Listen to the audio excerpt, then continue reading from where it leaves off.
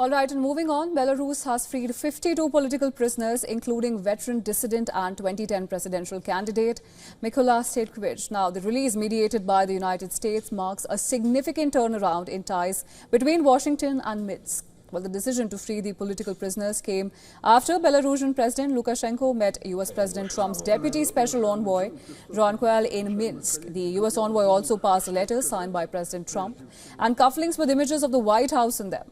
Shortly after the announcement, vans believed to be carrying freed political prisoners from Belarus were seen driving into the U.S. embassy in Lithuania's Vilnius.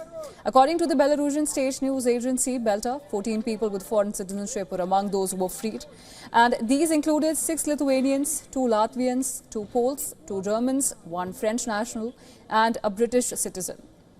Well, according to U.S. envoy Cole, the U.S. is pushing Lukashenko to release over 1,000 Belarusian prisoners, and it is a matter of months before others are released as well. In return for Lukashenko's gesture, Washington will grant sanctions relief to Belarus's national airline, Belarus, allowing it to service and buy components for its aircraft. And we came here and we said we wanted to bring home, as another sign of good faith, a good number of people, get them out now. We're still negotiating for the rest, and that'll probably take a couple more months.